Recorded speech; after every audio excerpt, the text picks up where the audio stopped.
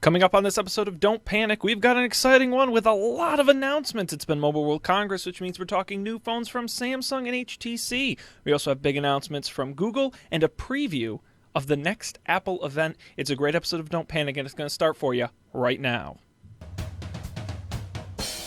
This is Don't Panic, episode number 84, published March 2nd, 2015. On a Title II victory, G Plus split, and Samsung on edge. Hello, everybody, and welcome to this edition of Don't Panic, the technology podcast that didn't release a phone this week. I'm Sean Jennings, and I am joined by the Canada of technology. He needs no allies. Ladies and gentlemen, it's Colby Rabideau. Hi. How are we doing this week? Pretty good.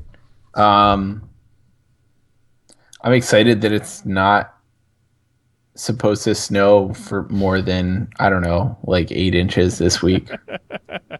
Yeah, that would be nice, wouldn't it? Just for a little bit. It is March after all. Yeah, I'm pretty pleased with that. I don't know. I feel like I might regret saying this, but I feel like we've gotten over like the winter hump, and now I wouldn't be surprised if we got one more big storm or something, but I would be surprised if we got another entire month of snow. So hopefully we're through the worst of it. Yeah, the problem's the consistent stuff where it's every couple days where it's hitting you. Yeah, we'll probably get 1 or 2 big storms, but as long as it's consistently mild, I'm okay. It's looking sunny skies are ahead. And that's the way we like it. Yeah. Well, thanks to all of you out there for joining us. This is Don't Panic. We do this Monday nights, 10 p.m. Eastern, 7 p.m. Pacific on the internet. Don'tPanic.io is the website. There are links to anything and everything related to the show, including past and current episodes, audio and video. We also have all our picks listed there. You can also get all our social media accounts and all the places you can download and subscribe to the show or on that fantastic website. I'm excited for this week's show. We teased this a little bit last week, but it was Mobile World Congress this week, which meant a lot of announcements from major manufacturers. In addition to that, we have a lot of announcements from Google, who essentially keynoted Mobile World Congress. And we had a big FCC vote and a big Kickstarter launch. So much news. And never mind next week's Apple event. Oh, yeah. So That's true. I don't even know where to begin on this list. I mean, basically, we're guaranteed to have an exciting show for the next 2 weeks at least. Yeah, and no Dan Miller this week. But maybe next week. Maybe next week. He could be in a ditch somewhere in Europe. We really just have no idea. He does keep tweeting though, so I'm pretty sure he's alive, unless he's been kidnapped and someone else is taken his skin, stolen his identity, or at least his Twitter username. How funny would it be if some guy who looks nothing like Dan calls into the show next week? Hi guys, how's it going? Missed you. Be like, I'm Dan Miller. He has a British accent or something. I think that'd be great. I mean, regular Dan's fun, but British Dan could also be fun. That's true. Let's jump in. And I guess I will ask any particular story. But I'm happy to jump in as well. Want to just get the FCC stuff out of the way? I think that's fine. I mean, God, how long have we been teasing this? Ages. I mean, we talked about this on at least 6 shows. Easily. Yeah. And it was all about how the FCC will regulate the internet, right? That was the big question. Net neutrality. Doesn't matter what you or I think, right? It matters what the 5 people on the FCC think. Well, it all came down to a vote this past week, and for now, net neutrality won. I should have some celebration music or something, but yes, in a 3-2 vote, the FCC established what they call the Open Internet Order, which doesn't sound terrifying at all. That does a few things. It's an order. Yeah, exactly. Strict net neutrality rules. The big 3 to remember here: no blocking. So you can't prevent someone from getting to a site as long as that site is legal. Throttling, so now slowing down people from accessing sites. Or what paid fast lanes, or companies paying for prioritized access. Those are the big 3 this vote enforced through what we've talked about on the show before is Title II, or the rules that govern things like your telephone service, your traditional telephone service. Other big news here, this applies to mobile internet. This is the first time net neutrality rules have ever been put on wireless internet.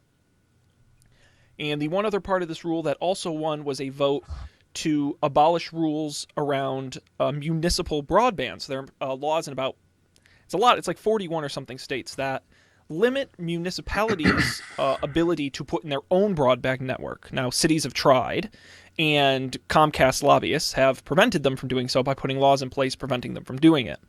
This FCC rule lifts a lot of those laws. Now, of all the things they passed this week, the municipal broadband are probably the most likely to get repealed, only because no one knows if the FCC has the rights to tell states what they can and cannot do, and odds are they don't.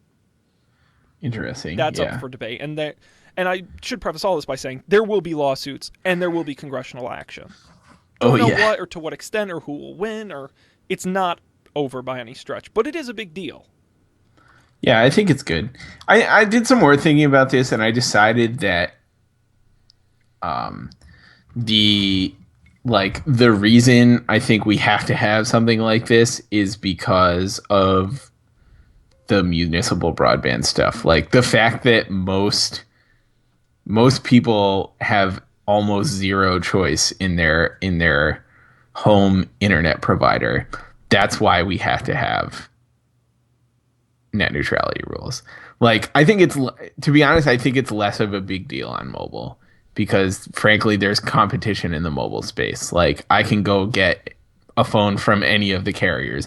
Given I live in a major metropolitan area, but there's nothing stopping the carriers from a new carrier from I mean, not to say there's nothing, but there's no like legal problems stopping a new carrier from entering my market, but there are things stopping like new like cable type ISPs from stopping it. So yay, success for now. Yeah, and I think the municipal broadband thing is brilliant, and I think the thing about net neutrality is it's the subtleties, right? No company is going to straight up block access to YouTube unless you pay them more, because I don't think they could get away with that. But it's, wireless companies being upfront and honest with you about throttling rather than claiming it's unlimited and secretly throttling, right? It's companies like T-Mobile who have their music free thing where the music doesn't count towards the streaming, which I don't have a problem with so long as it is open to anybody who wants to join the program. It's those subtleties, and that's what I think is great about this law is it's not like a 300-page amended law. It's really basically 3 rules, and they're pretty straightforward. And that, you understand this the second someone says it. And to me, that is what is really great about this. It wasn't bogged down. It wasn't ripped apart, and we got 1/10 of what we asked for. This is what was put out. This was what was approved. Yeah. And I mean, I guess we'll see, like, I don't know. The FCC is one thing. We'll see what happens once Congress and the lawyers have their I don't know, after they have at it, see what it looks like then. But I don't know. This is what we wanted, I think. This is what, like, people who are passionate about this stuff wanted. So it's pretty cool, kind of interesting. Yeah, I will say it's gotten us talking more about the FCC than I thought we ever would. That's for sure. And what authority they have and who votes and all this stuff. I mean, it's very rare the FCC comes under such scrutiny. And certainly I'll tell you what, the FCC is going to matter more and more and more as time goes on. Because next up, they're going to be approving or not approving Time Warner Comcast, AT&T DirecTV. That's really their next big step. And if, as someone who is completely uninformed, this would lend me to believe that they will either not approve Comcast Time Warner or put an immense amount of restrictions on that merger. And that'll be interesting to see. Indeed. So congratulations, Internet. You won for now until they take it away from you like everything nice you've ever had. Let's continue on to Phones. Let's talk phones. All right. Mobile World Congress in Barcelona this week. Everybody's showing off stuff. We don't have time to show everything. There's a lot of stuff out there. Sony had some good-looking phones. Motorola put out a new phone this week. A lot of other stuff. We can only get to a couple, but we'll hit the highlights, including Samsung. This was the big one, right? This was the one we were all waiting for. Because I will be real. The S5 was a bit of a disappointment. We know it didn't sell well. We know that for a fact. But it was a lame phone. Wasn't very good to look at. Didn't work particularly well. Software was not that great. Big question, can Samsung turn it around with the S6? And so they announced it. Two phones, the S6 and the S6 Edge, and I'll put them on screen for you at home who are watching our video version, which I recommend you all check out. The highlights of these phones are that they are really, really, I think, good looking. That is first and foremost for me. I mean, the design on these things are absolutely outstanding. It's all glass on the front and all glass on the back. The S6 Edge most notably has that curved edge. We've talked about this on the show before, where the screen actually curves around both sides of the phone. Very similar to the Note Edge, which was the first version, although that only had one on the edge. It's Gorilla Glass 4, which is very strong stuff. Let me go through some stats here for you. 5.1-inch QHD Super AMOLED display, what reviewers are calling the most insane display they've ever seen put on a cell phone. It's insane. It's something like, I read somewhere, something like 577 pixels per like tiny unit of thing. It's like insane. 3 gigabytes of RAM, internal storage, 16 megapixel cameras, optical image stabilization, a new better fingerprint sensor, heart rate monitor, integrated support for wireless charging, fast USB charging. We talked about last week integrating Loop Pay, which they recently acquired, so no surprise there. That allows you to pay with what they call Samsung Pay. It will come with Android 5.0 Lollipop, customized with a supposedly lightened version of TouchWiz. Most notably, this new design makes it so you cannot remove the battery, and you cannot add an SD card. And it's also not waterproof, which some of those past phones were. Huh. If you're looking strictly at the design, I could make the argument it kind of looks like an iPhone 6. I mean, it really, there's the one picture here that looks exactly like the an bottom. iPhone 6. The bottom is identical. Yeah. It's a joke. Yeah. So, I don't know, Colby. What are your initial thoughts on just reading and looking at the S6 and the S6 Edge? I don't know. I mean, I think it certainly looks nice. It definitely looks like if I had to pick between this and my S4 or S5 that I used to have, I think it was an S4 that I had. Like, I would much rather have this. It looks nice in an Apple-y HTC kind of way. It looks cool. I'm interested in the bent screen thing, but I'm pretty sure I don't care. Mm-hmm. Like it I don't know. I'd like to see one in real life because it's kind of novel, but I don't think, like, it seems like I don't know, like the selling point for that is you can like leave it on the table and like see it from an angle, but I never you ever like gonna do that. Right. I don't leave my phone out. I don't know. I mean, maybe there are other people who don't sit at a computer all day, but like, I pretty much sit at a computer all day, so I don't need that. And aren't our smartwatches supposed to replace that anyway? I thought that my Samsung Galaxy Gear was supposed to make it so I didn't have to do that. Well, now you don't even have to look down at your wrist. You can just look at your phone. Thank God, it's about time. Right. I don't know. I mean, I don't think the phone, like, I don't think the hardware design is the reason people are leaving Samsung phones or not buying Samsung phones. Hmm. I think it's like the crapware and the just terrible, terrible operating system. So, and I mean not terrible, like Android is not terrible, but just the things that Samsung has done, like it's just really cluttered and unpleasant. And like you can get something less cluttered and less unpleasant, and I can't imagine why you would not choose that if you had experienced the former. So Yeah, and that was one of my favorite things about this announcement, that Samsung bragged about how the phone has 40% fewer features in the software. That was a selling point, is it has less software. I'm like, I you mean, really screwed up at that point. good, yeah, like good for them. That seems like the right decision. I'm not sure 40% less is enough less. Like, Yeah. what did they leave in? Like, I'd love to see I want to know what features people weren't using that they got rid of. That would be, is it like the scrolling with your eyes thing, or having four things at once, I or certainly hope so. Yeah. who knows with Samsung. But you know, I was really thinking about this because Samsung is very interesting to me, because I have never seen a big appeal to their products. They're fine, but it was never something I wanted to go out and buy. Right. And so I looked at this and I really thought about this. I think these are very good looking phones. Some of the best looking Samsung has ever made.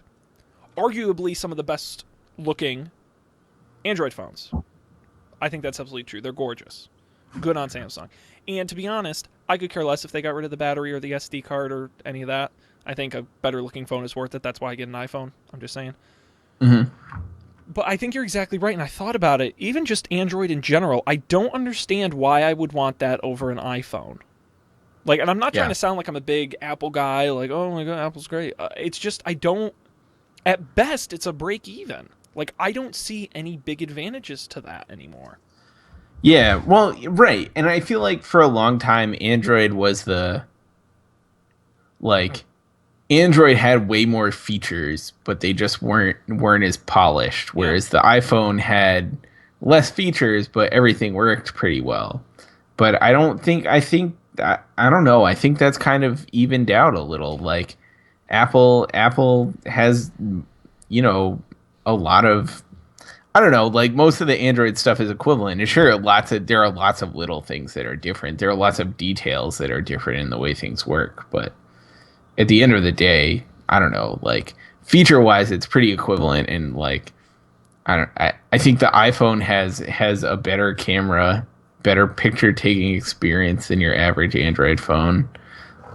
They have, I don't like Apple has their own fancy stuff like Touch ID. I guess this phone has fingerprint scanning or I mean, whatever. they're identical. And listen, the two main reasons the average person, for me, would get an Android phone is one, cost. But that doesn't Right. apply to these phones because they will be the same as an iPhone. Right. Or because Android is an open operating system, right? You can install any APK you want. Oh, you can put on your own custom ROM. Well, 98% of Android users are never going to do that. Right. So yeah. it's just fascinating to me that I look at these phones and I'm like, they're really good looking phones, but I could not point out a single reason I would go for this over an iPhone. I mean, aside from the bent screen, right? Yeah. Like, Yeah, I don't know. it's interesting. Yeah, and I mean, maybe to some extent it's an ecosystem thing, right? Like, Yeah. if you're bought into the Google thing or if you're not bought into the Apple thing, but it's still like the phone. I feel like the phone, you don't have that problem with the phone. Like No, everything works on an It's iPhone. such a fallacy. I don't own a single other Mac product, and I my Right. Google stuff Yeah, works that's great true. with my iPhone. Good- it's good never been point. better. So it's Right. I don't know. It's interesting. I mean, it was bound to happen eventually, right? Arguably, Windows and Macs can do all the same stuff. They do it differently, but they do all the same Yeah. stuff. Right. You I mean, know? I think it's kind of a toss up now. Like right now at this point in Yeah. time, there is very little reason to get one or the other besides personal preference. That's right. And buying they're- into an ecosystem, I think, is a fair argument. Right. Yeah. Wow. Yeah.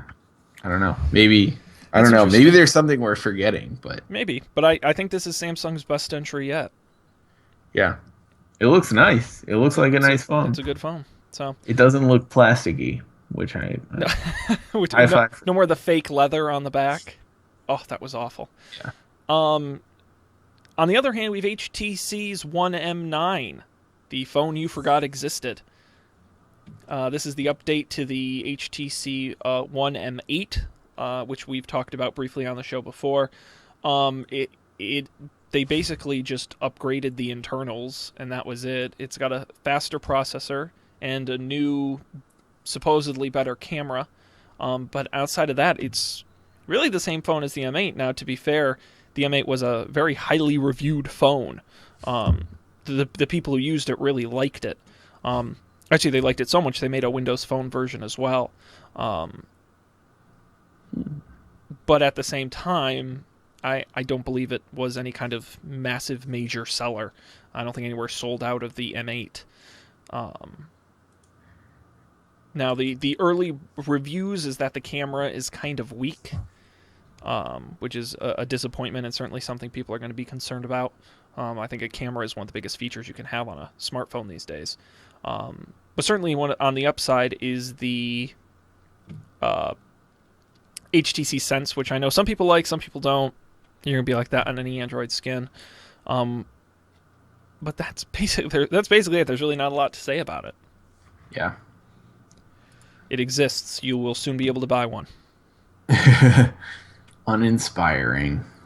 Yeah, it's fine. That's really what it is. It's fine, and right. I don't know if that's going to be good enough, but I think the only way this phone really scores is HTC fans, or if the phone comes in cheap. If this phone comes in at $99, I think you've got a compelling product.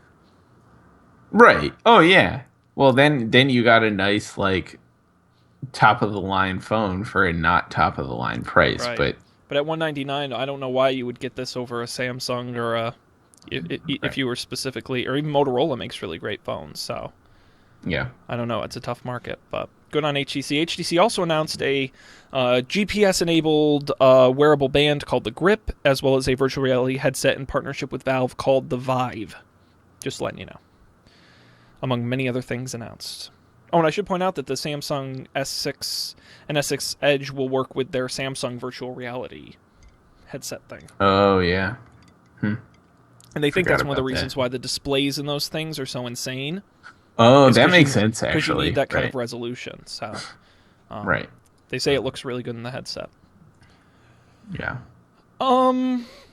Let's continue on. We're breezing through the news here. I guess we should talk about Google.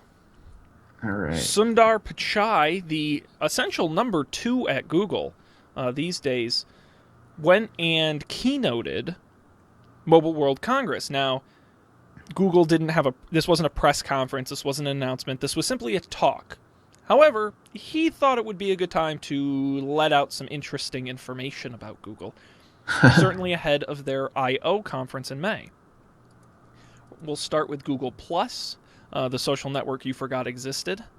People have been saying for a long time Google Plus is interesting because it's kind of like a weird collection of good features that each on their own are good, but are somehow all smashed together under Google Plus. Bradley Horowitz, the new head of Google Plus, because the old Google Plus head, David Besbris, just quit after a year on the job. The new guy came in and said, we're going to split it. We're going to split Google Plus into 2 parts. We're going to have streams, and we're going to have photos. So the photos feature a big plus, I would argue, of Google Plus. The photos, people really seem to like all the features included in there, integrating with Google Drive and automatic upload from Android, and people were happy about that. That will be its own sort of service. And then streams will be sort of that news feed you're used to seeing when you log on to Google+. There's also Hangouts, which it was kind of included. Sundar Pichai confirmed it will live on as sort of a standalone product. It really just sounds like Google's trying to figure out where all these pieces lie. And there's really no clear answer. Yeah. I think, I don't know, like,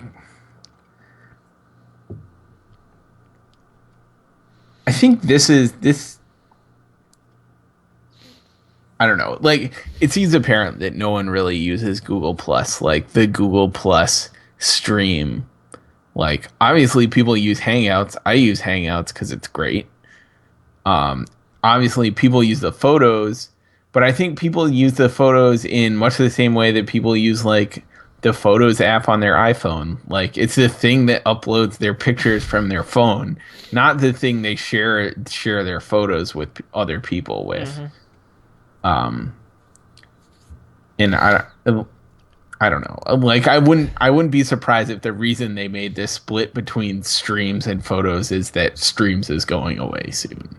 Yeah, I agree, and I think Photos makes way more sense as a Drive product than it does a Google Plus product.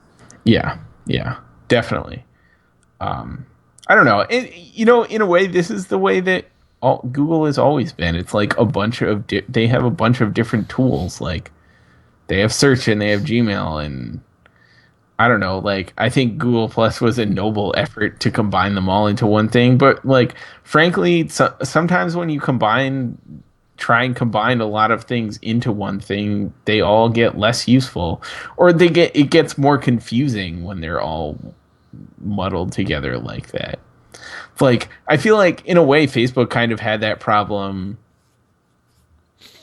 like, organically, because Facebook grew out of one thing. So it started off as the one thing, and they created a bunch of, like, really useful things off of it, like the Photos product and Events and Messenger and blah blah.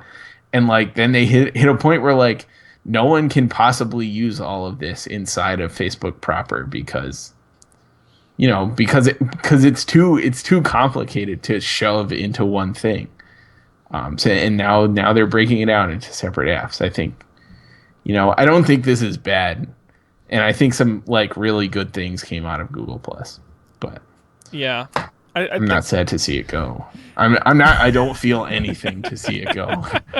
Yeah, I mean, listen, Google Plus had a very good nugget of an idea in the middle of it, which was, how do we unite all of Google's products? Yeah. And on some level, they succeeded, right? You now have a single sign-on for all of Google's products. YouTube used to have its own separate accounts, and now it's all powered by Google Plus, right? That's true. I'll happily give them credit for that. And if that's all Google Plus is remembered for, to me, that's a success. I think what went wrong is the implementation of having a stream where you're posting statuses and links and pictures and what have you. I don't think that was ever anything people wanted. I mean, I think they were trying to be, like, it was Facebook. Like, it was the Facebook news feed. And I don't think that's the future. I think that was, I mean, at the time it was the right now, but I don't think it's the future anymore. So yeah, it needs some work, and I think it. I'm not gonna jump to say the feed is dead just yet. I could imagine them finding other uses for it, even if it was just a feed of all the crap I do on Google, and it made an easy one-stop shop for me to say, I shared a Google Drive file with Colby, and you can comment on it, and then maybe there's a public feed like that. All right, you're starting to make a little more sense. But Hangouts, Photos, these are really good things to come out of it, and Google's a company not afraid to fail. They have a massive graveyard of failed products. Right. That's okay, because you know what? Got a lot of good stuff out of it. So for everyone who says Google Plus is a big failure, I don't agree with that. I really don't. Right. Yeah. Some parts worked, some parts didn't. Yeah, I think the I don't know, like, in a way, the face of Google Plus, like that feed thing, that was a failure. But yeah, to say it was the project, I think, was certainly not. No, not at all. Yeah. Now, in addition to Google Plus, it was also talking about Android Pay. Sundar Pichai again confirmed this is a new product called Android Pay from Google. It's not a new product, it's an API layer, which allows other companies to support secure payments on Android in both physical stores and via apps. So, in similar to Apple Pay, you can pay in apps, you can pay in stores. The difference here is that Android Pay is underlying technology. So, I'm going to try and figure out how this works. They didn't really say. I think what it is it's going to be Citibank will have their own app, and you'll have your Citibank card in it. But it will process the payments securely through Android Pay. That, to me, I'm starting to think that's how it works. Or if I'm Best Buy, you can, instead of having to type in your credit card number into the phone, your Android Pay information will be linked to your Google account on your Android phone, and you'll be able to one-click order things. I'm guessing that's how it works. I mean, they haven't really been a lot of details. Yeah. It seems, I don't know. Seems right. Yeah. I guess. I mean, they have to make an Apple Pay now, right? Yeah. Like, Samsung it's required. I'm really pissed off everyone's doing Pay. Because there's Apple Pay, Samsung Pay, and now Android Pay. Really, guys? Really? It's a little weak. But yeah, no, they have to do it, and I'm not surprised. I think having the underlying structure is important, and I think Google realizes that. And they've even said Google Wallet isn't going anywhere. Mm-hmm. It will be a separate service. All Android Pay does is handle the transactions securely. And I think that's what a lot of apps want. Right. So, especially if it's linked to your Android account, your Google account on your Android phone. Yeah. Well, exciting, unexciting stuff. I think if all this does is get more places to put in NFC...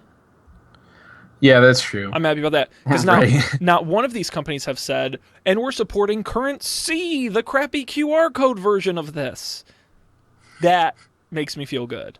Because pretty soon, if all the phones have NFC, you've got a lot more incentive for stores to include it. That's true. So yeah. That would be cool. That. I still haven't used Apple Pay. Someday. One day. I still don't have a credit card that works with Apple Pay, so... I gotta get a real credit card. My Fisher-Price credit card. So, in addition, another announcement. Sundar Pichai, man, he is just the machine gun of announcements here, shooting across the audience. We've teased this on the show before. Google Wireless Service could be coming to a city somewhere. He acknowledged that they are working with existing partners to create its own MVNO network. He did not say which networks those were. It's presumed Sprint and T-Mobile, mostly because they're the biggest MVNO resellers. But he did reveal that Google has been in contact with Verizon Wireless and AT&T as well. So he's talking with all of the carriers, unsurprisingly, since Google works with all of them. They all sell Android phones. Unsurprisingly, they said, we don't intend to be a carrier at scale, which means they're not going to be nationwide tomorrow. They're going to certainly start small, very similar to Google Fiber. And they also, when asked if they would be going for aggressively lower prices, Pichai hinted that that wasn't going to be their strategy. Instead, they were going to go for more innovations, things like seamless links between cellular data and Wi-Fi networks and things like that, creating a better service, not necessarily a cheaper one. Interesting. We're pretty much expecting the I/O conference in May. We'll get full details on that, and Android Pay and Google Plus and all the things we've talked about. So, yep, interesting stuff. Yeah, that is interesting. I'm not sure I understand what their angle is for. I mean, maybe it's just cause. And I just because they can, maybe, or to force, maybe it's good, maybe it'll force, if they're doing crazy stuff, it'll force, crazy stuff out of the other carriers, and I think that's what fine. It is. Google doesn't want to be a nationwide fiber company either. Right. Yeah. It's a threat. It's just, right, yeah. It's we could do this, so get your act together. That's great. And to be honest, they could do a wireless service a lot easier than they could do fiber. So the wireless guys should be extra terrified of that. That's true. let's continue. One other quick Google announcement. I thought this story was hilarious this week, to be honest. It's not the biggest or most exciting story. I laughed at this. Google Blogger. Are you a big Blogger fan, Colby? I have not used Blogger since my communications class freshman year, where I had to have a Blogger account and blog. Wow, so a good 5, 6 years there, huh? Yeah, definitely. Wow, well, believe it or not, it still exists. People still use it, and apparently are using it for pornography, which I didn't even know you could put on the internet. Shocking. I thought we had laws against that. Thanks, FCC. It's blasphemous. So what's fascinating is Google announced early last week, that they were going to begin banning explicit images from Blogger, which had been previously allowed for the 10 plus years the service has been around. And then later in the week, they changed their mind and said, okay, we'll allow graphic images now. In the weirdest turnabout, like, ever. It's like they actually took the time to figure out how much Blogger traffic was from adult content, and they were like, oh my god, we don't have a service. Yeah, it's like, oh my god, 10% of our revenue comes from explicit images on Blogger. Yeah, I mean, they said that it would have affected accounts that would have been running for 10 plus years. Such a... It's just... I don't understand. It's just... let's see. The person in charge of Blogger says users submitted, quote, a ton of feedback, end quote, after the announcement. Yeah. So, just know, people, your voices are heard. Tell Google you want more pornography. Internet pornographers of the world unite. That's right. Thanks, Google. All right. Oh my God, we are burning through the stories. We've got 2 more. I'm not wearing my watch. I feel like such an idiot. It's on the counter over there. Oh no. Pebble, the smartwatch manufacturer. We're going to be talking a lot about smartwatches here in the next couple weeks. But Pebble decided to get in on the action early and announced their next version of the Pebble smartwatch, Pebble Time. The big highlights of the Pebble Time include a color e-ink display. They haven't said exactly how many colors it will produce. It's obviously not like a full LCD type spectrum. I think they did. It's like 64 or something. Which is like, I was watching the Verge video. That's more than 64. That's, well, can your eyes even see more than that? The video on the Verge compared it to like a Game Boy Color. It's like that sort of. That worked fine. That many colors, yeah. Other highlights include a microphone built into the watch itself for responding to incoming messages and recording voice notes. It's 20% slimmer than the previous model and has a slight curve to it to fit more comfortably on your wrist.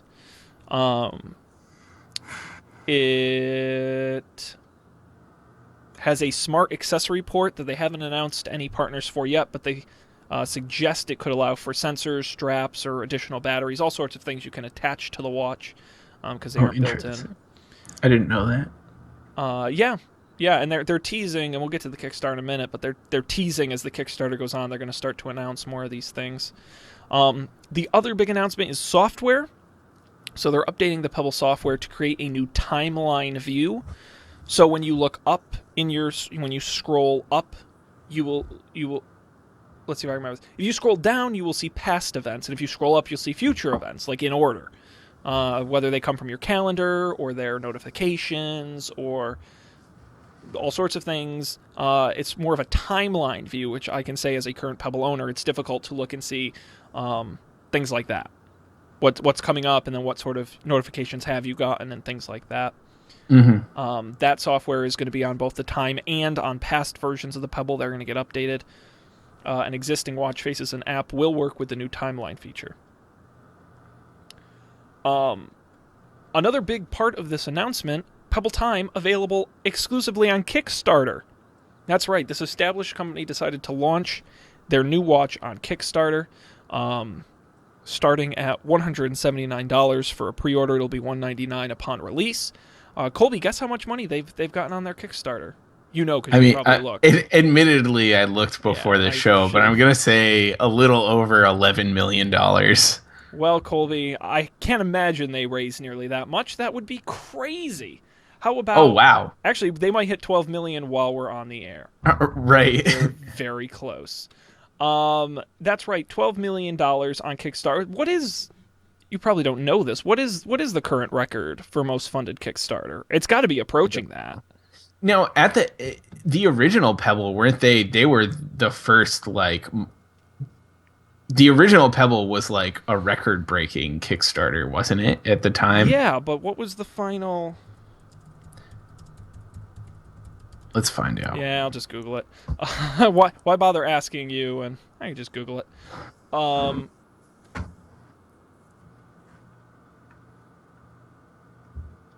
Let's see. At least since July of this year. Oh, it's a slideshow. God damn it. Don't you hate when websites do that? Yes. You just yes, tell me I do. the answer. Come on. That's terrible. Oh, wait, there's a Wikipedia. List of highest funded crowdfunding projects on Wikipedia. I know this is thrilling radio to hear me Google stuff. Sean mutters as he peruses the internet. Oh, wow. I didn't even hear about this. There was a video game called Star Citizen, and it raised $74 million. What? Which holds the Guinness World Records. Wow. Oh, wait, hang on. It says of the total amount, 6.2 million were raised on Kickstarter. On a single day. What? Oh, anyways. don't know. Whatever. I will say the most funded hardware project is, you remember that cooler with the built-in blender and the Bluetooth radio? $12 million for that. The previous Pebble raised $10 million. So this will probably be the highest funded hardware project ever in Kickstarter's history. They also there's still 24 days to go. This is like 4 days into their Kickstarter. I would pay good money to look at the stats of their Kickstarter right before and right after the Apple announcement. Oh, yeah. Because I wonder if sales levels will either drop or spike. Yeah. I don't know. I feel like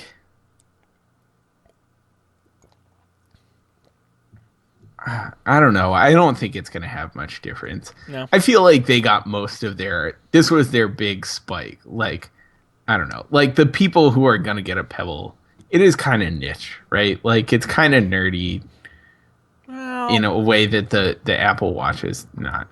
You could be right, though. But in any case, on a related note, I backed the Kickstarter, so I'll be getting a Pebble Time. Hey! Yeah, because to be honest, this was the first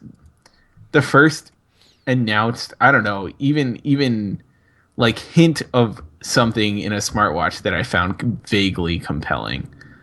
Like, and what would that be? What part of it?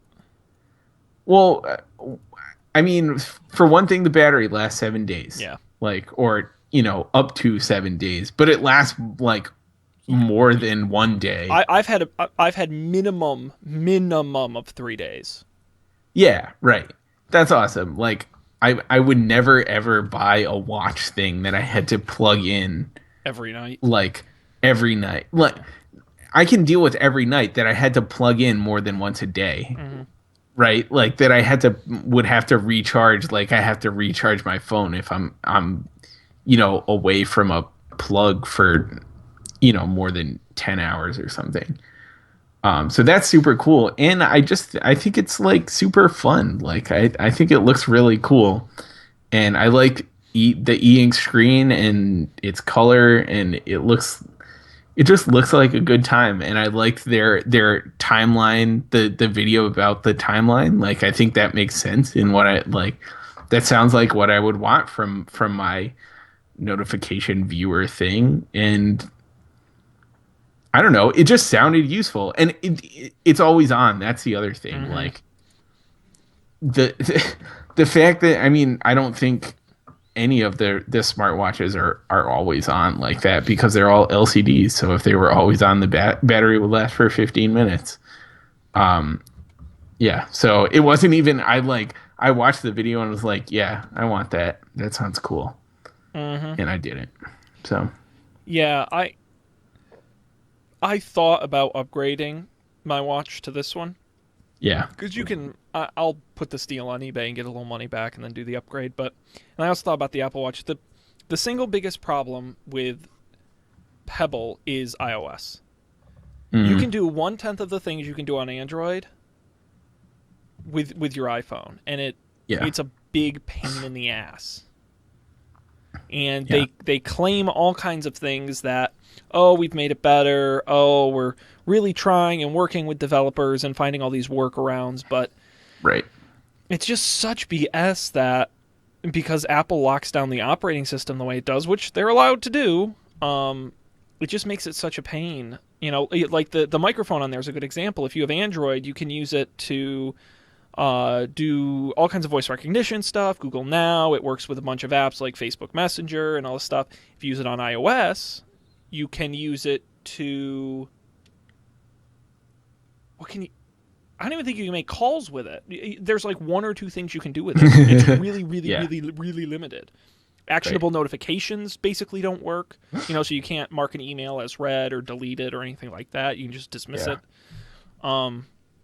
So I'm hoping this new software, which they claim a lot of workarounds with this new version, I'm hoping that works well. That would be a big plus. But I'll be watching the Apple announcement very carefully because I'm very interested to get the details.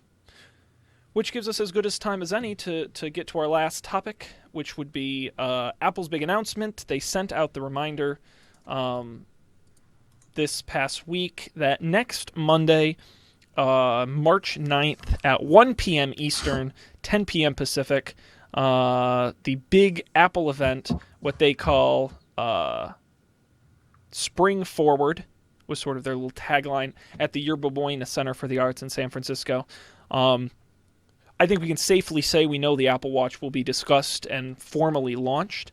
My best guess would be we're probably not going to be able to get it on day one. They said it would ship in April, and I think they're going to stick to that. So probably pre-orders a week or two after the event, and then another couple weeks for actual in-store and shipping availability. But that's totally guess. We also don't know the prices, the battery life, and I have a feeling they'll slip a few new features in there as well in this announcement. Rumors as well that we could hear about a couple other things, including a new MacBook Air design. We talked on the show about that somewhat leaked render-ish thing of a slimmer MacBook Air with a Retina display. We've also talked about Beats Music and what they'll be doing with that. There have been rumors for months that they might merge it with iTunes Radio, or that they may rebrand it as iTunes Radio, or some way combine it with iTunes. Colby, I guess I'll just quickly ask you this. Anything unusual you're expecting from this event, or anything you're really looking forward to from this event, or anything? I guess I'm looking forward to like having some more solid details about the watch. I mean, like, again, I'm not excited for the watch. I'm not going to buy one because I just bought a Pebble. Probably, unless it turns out the watch is actually $200 cheaper and the battery lasts for 10 days. Maybe then I'll get it. Right. The battery lasts. That might have been Pebble's mistake, right? They should have shut down they should have ended the Kickstarter before the announcement because you can still cancel. They don't have your money yet. That's true. Yeah, I don't know. But that was the other thing. Like, this is $200. I mean, like, backing it, I was kind of early, so I got like the $180 one or whatever. But like, that completely reasonable. Something I'd be willing to pay to try out something like this that I'm not so sure about. Mm-hmm. Whereas like Apple Watch, huge commitment, giant price tag, $10,000 for a 24 karat gold watch. Yeah, I don't know. I mean, I think new MacBook Airs would be cool, and I don't know. I don't know if that would really affect my life because I'm not really in the market for a laptop right now. Because I have my work one, and I kind of just like I use that. Yeah, I think the only important thing out of a MacBook Air announcement would be support of USB Type-C, which was one of the big rumors that they were going to really push that. I think if they did that, that could be a big story. I mean, I think Retina would be big. Yeah. Oh, yeah. That would. I feel like that's. But that has to be obvious at this point, right? There's no way they could update it without including it. Maybe. I don't know. That seems to be the case, given that every other MacBook you can buy has Retina. Yeah. I don't know. It is. I know that's like. I feel like that keeps people from getting a MacBook Air. Which is a shame because I think it's. I mean, it's clearly the best form factor in any computer I've ever used. So maybe that'll even get better. Maybe it'll get smaller. That'd be crazy. I don't know. Yeah. That would be cool. I would like to see that. Yeah. But aside from that, I don't know. Like something crazy. I think a crazy thing would be like new cinema displays, 4K cinema displays. I don't know. That probably doesn't make sense though, because I don't think they work with anything. Yeah, it is interesting though, because they would really only work with the Mac Pro. Yeah. But I don't know what other time of year. They usually do like the Mac Pro and that kind of odd stuff in the spring. Yeah. So if they did it, now would be the time. My thought was, I think we might see an early preview of iOS 9, which is expected to be announced at WWDC. I think they'll let one or two key features leak, and I think Beats music, whatever they do with it, will be one of them. Oh, yeah. But I think there'll be one or two others. Yeah, I could definitely see some sort of like watch specific iOS stuff, or maybe watch impacting iOS stuff, like things that are really cool with the watch and maybe just cool in general, or maybe just Beats, right? Like, well, it could be. We haven't heard anything about HomeKit really, other than the fact it exists. Yeah, that's true. I don't think Apple's going to put out light bulbs like your pick, but I think. Getting some tighter integration or something, really demonstrating that, because they haven't. But maybe they'll wait until WWDC to do that. Yeah. It's hard to see. But we will have full coverage next week. Oh my God. You know how we get after an Apple event.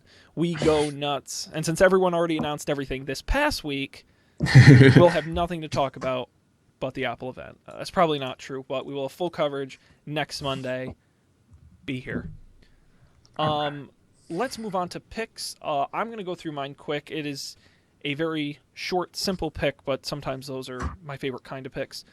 The cool thing about browsers is extensions and plugins. One of the cool things, right? I'm a big fan of extensions and plugins and little tweaks that make your browser just a little better. And I found this one recently. It's called Dropbox for Gmail. It's by Dropbox. They actually make it, so that's good. At least you know it's somewhat supported by smart people. And all it does, it's available in the Chrome store. There'll be a link on the website. It is a Chrome add-in or whatever they call them for Chrome. And it just puts a little Dropbox icon in the Compose window of your Gmail. And you just one click, and it brings up all your Dropbox files. You just click, and then it puts either a link or I don't think it actually. I thought I read somewhere it gives you the option to actually embed the. No, it's just links. But it will automatically put the link to that file in your email, and you can send it out. Sounds really simple. I really like it. Integrates well with Dropbox because it's from Dropbox. One click to include links to files. If you're a big Dropbox user like I am, it's a really great feature. And it's free, and it's one click to install, so you should do it. Dropbox for Gmail. It's available in the Google, the Chrome web app store, but the link is on our website as well. So that's my pick. Nice and easy. Cool. Yeah, so my pick is actually something I haven't really used yet. However, the other day I ordered like a SmartThings hub for my apartment. So that's like, if you Google it, like I said, it hasn't come yet, so I haven't used it. But so I ordered that, and related to that, the SmartThings hub is like Internet of Things, like connecty thing. So there are many devices that are compatible with it, and you can connect them and I don't know, automate your life. But related to that, my pick is this. It's called the GE Link light bulb, and it's an LED light bulb, kind of like the Philips Hue or something, so it can connect to the SmartThings hub. GE has their own like Wink hub or something that is supposed to be really terrible. But this light bulb is compatible with other devices too. It just uses XBee, which is a little bit like Wi-Fi, but like lower power, lower bandwidth, because you don't need to send like HD movies to your light bulb. You can just send. All you have to do is tell it to turn on and off. But the thing that's cool, like I was looking at other like connected light bulbs, and the Philips Hue is like hundreds of dollars for 3 bulbs and the hub thing, and like incredibly expensive. And like the Philips Hue does all this cool stuff where it changes color. Like this is just a straightforward LED light bulb that connects to the SmartThings hub, but it costs $14 or $15. It's $14.97. And that just completely blew me away. And the reviews, the other thing is that the reviews are all incredibly good, and it's all people saying like, this is only $14. I don't understand. It's amazing. It works perfectly. It does exactly what it says it does. And it's $14. It's like, twice the price of a regular light bulb. Plus it's an LED bulb. So I don't know. It's supposed to, it says on here, it says bulbs last for 22.8 years. Yeah, that's a really long time. Yeah, and they use a fraction of the energy that incandescents use.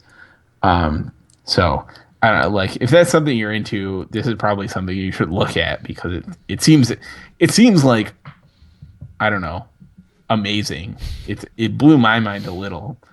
So I don't know. I can report back probably like next week maybe, with how any of this stuff is working.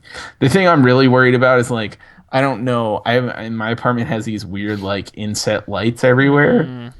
So I'm not sure if like this bulb is gonna fit. They do have another shape, like more of the triangle-y bulb. So I'm hoping if this one doesn't, like that one might, because that's what I really want. I want all the lights in my apartment to be internetable. We'll see. We'll see how it goes. I'll keep you posted. Cool. That is awesome. I can't wait to hear that. One of the many things on my list of cool crap I want to buy, but haven't yet. So that's great. Yeah. I don't know. The last like week, I guess I was just like, oh, I realized I hadn't bought anything in like 2 months, so I had to spend some money on some stupid stuff that I don't need. And it's going to be great when you can control your lights with your Pebble Time. Oh, yeah, exactly. That's all I want. Welcome to the future. Very good. We'll have the link to that as well as on our website, so you don't have to go searching for it. You can go right to don'tpanic.io, which is our website. Everything there you need to know about the show: audio, video, past episodes, current episodes, the live episodes. We've got social media up the wazoo at Don't Panic Show on Twitter, Don't Panic Show on Facebook. We're also on Stitcher Radio and iTunes. We're also in your favorite podcast app, and the RSS is on our website. Bless you. Don'tpanic.io is the website. Cool. Wow, what a great show as always, Colby. Indeed, that was a fun one. I would consider that successful. We win. I'm seriously considering. We could save a lot on the budget if we just don't renew Dan, and we just. That's true. We just fire him. A little more for the both of us. Not a third mouth to feed. Yep. Although all that cash we have rolling in from referral links and stuff. I told you how much we made on those, right? There's I don't think like so. $2.89 sitting in an Amazon account. It's too low. They won't give it to us. Oh no! They're literally like they should just take that. They should apply it directly to like our S3 charges for hosting the files, which is like cents. It's like 3 cents a month. We're so popular. Woohoo! Blowing up. Positive. Yeah. And without Dan to pay, I mean that's over $1 per person. So Yeah, that guy charges a lot. Don't. Yeah, yeah. He makes more than both of us combined. Can you believe it? Ridiculous. Yeah, he's got a good agent. What are you gonna do? Very good. Well, thanks to all of you out there. Join us next week. We'll have wall to wall Apple Watch and other Apple things coverage. And we'll answer the $1,000,000 question: will Sean pre-order an Apple Watch? Oh, that's it. This is exciting. There is still no answer yet, because honestly, I am really on the fence, and Apple does have a 15-day return policy. So I can always order one and return it if I change my mind. That's true. I'm really leaning towards not, because I really, for all the reasons you said you're interested in Pebble, are exactly why I won't buy an Apple Watch. But Yeah. we don't know the details, so we'll see. It'll be interesting. And I'll be at work, but I'll see if go follow us on Twitter at Don't Panic Show, and maybe I'll live tweet a few things depending on how busy I am at the office. Don't tell my boss. We'll keep it that way. Yeah. Thanks everyone for watching. That's our show this week. We'll see you next week on another episode of Don't Panic. But until then, good night. Peace out.